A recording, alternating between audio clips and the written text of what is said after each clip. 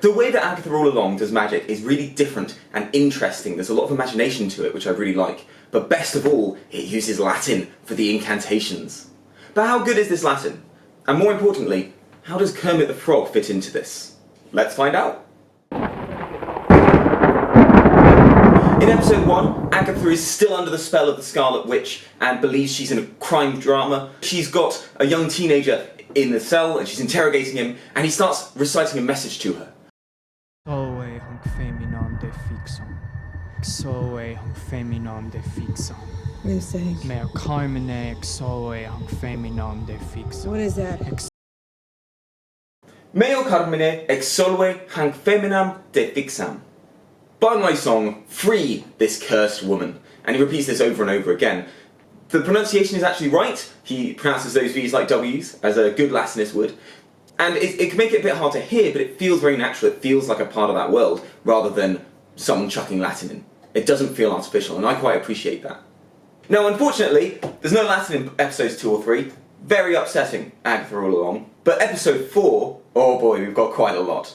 And episode 4 is what made me make this video, because there's a joke in episode 4, which genuinely made me laugh out loud.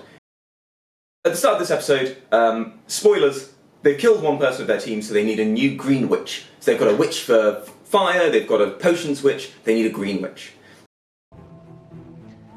Advocamus sororem viridem supra infra intra extra. Advocamus sororem viridem. We are calling upon a green sister. Then they chuck in some meaningless prepositions, so supra, intra, infra. This is how most Latin is used in TV and film. It just sounds nice, rather than actual Latin. If we wanted this spelled fully, it would be, we call on a green sister, over, within, between, beyond. But this isn't the end of the spell, and what we get is we get a sneaky reference to one of my favourite Muppets, Kermit the Frog. Esse viridis non est facile.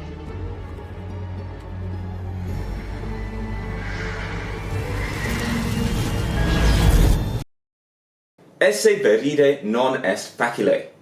To be green is not easy. Or in other words, it's not easy being green, having to spend each day the color of the leaves. Genuinely, when I saw that, I laughed out loud, so thank you to whichever person cared enough to put that little joke in. I see you, and I appreciate you. It can't have been easy to be a Latin advisor on a Marvel show, but they've done a terrific job. As if that wasn't enough, we get more Latin in this episode. Yes.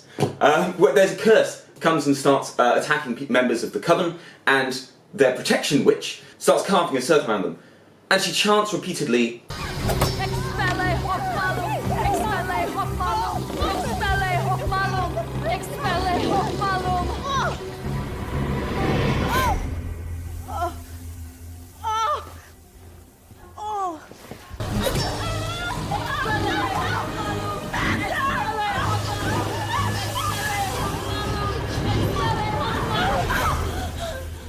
Expelle hoc malum, which means expel this curse. Here we're using a different word for curse. Malum is like a wickedness, it's something that follows you around. Whereas what we used earlier was de fixam, which means someone who's been fixed or cursed. And that makes a lot more sense because she had been fixed to a place and a point in time by Wanda. So these are different ways of saying the same thing, but one is better for a different context. And it's that sort of subtlety that makes the Latin in this show really stand out. Now I will say something that's odd is that they're saying expelle. Just like earlier we had ex solve. These are imperatives, they are commanding someone to do something. She's not saying, I am driving out this wickedness. It's some other form. So they're talking to their magic. It's like a conversation. The magic is their friend. Which is an odd way of doing this, and perhaps they're talking to the sacred mother that they're always going on about. This triple form goddess, Mother Maiden Crone, goes a long, long way back in the history of magic. So the Roman goddess Hecate was considered to have 3 forms. And another goddess of witchcraft and death, Diana Trivia, her name means Diana 3 ways, because again, there are 3 parts to them. The idea of this female magical goddess who is associated with the number 3, or has 3 forms, goes way back to Roman times. Spoiler warning, the team who's with them gets chucked through a plate glass window, and by some miracle, the only wound he gets is serious enough that he will later bleed out, but not so serious he can't play a sick guitar solo in the meantime. So, this is a bit of magical plot armour, I suppose, but going by who we think his mother is, not too surprising. Anyway, the point is that he's wounded and they need to cure him. Wolnus ab aqua curare. 3 of Swords. Wolnus ab aqua curare. Vulnus ab aqua curare. And this is an interesting one because here, rather than talking to the magic itself, or say, just describing what they're doing, here, they're talking to the wound itself. They're saying, hey, Mr. Wound, be cured by the water, or be cured from water. This Latin's pretty good. You don't actually need the ab here, you could just have aqua. But it's a very rare thing that you get to see, that second person passive in the curare. It's quite nice. Assuming that's what it is, and I haven't just misheard what is going on in the Latin here. As I say, all the Latin doesn't get subtitled, and sometimes it is a bit hard to hear what they're trying to say. And there is no greater example of this than in episode 5.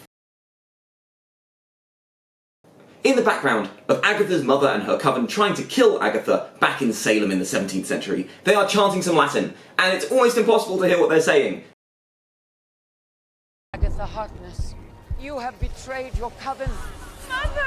Mors, monstro, natural. What I think they're saying is mors monstro naturae, death to the monster of nature.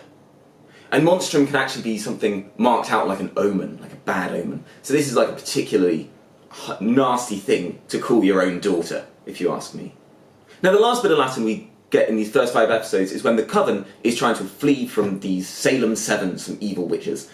As part of this, they make some broomsticks, and they have this wonderful ritual where they have to swap the broomsticks with one another.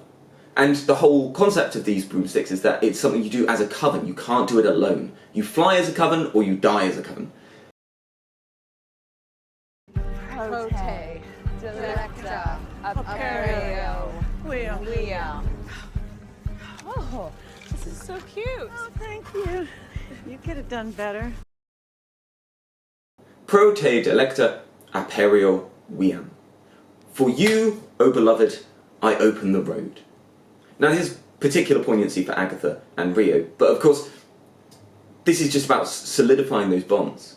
As they say, We fly together or not at all. and again, the Latin here is pretty simple, but I think I like the idea that there's a slight pun there in I open the road, because again, the road, or the witch's road, is what they're on. So they are both opening the road by opening a new path, and opening the road because it will allow them to continue their journey along the witch's road. So, lots of good Latin there. So far I'd actually rate the Latin 10 out of 10. The pronunciation's good and felt very natural, even if it's a bit hard to hear sometimes. The Latin itself is good, they've snuck in jokes, and they've really thought about their word choices as well. It's really well put together. So, 10 out of 10 for this one. Now I'm looking forward to seeing what happens in the rest of the season, and most of all, see if we get any more of that juicy Latin, or any more Muppets cameoing. If we do get any good Latin, I might do another one of these to catch you guys up.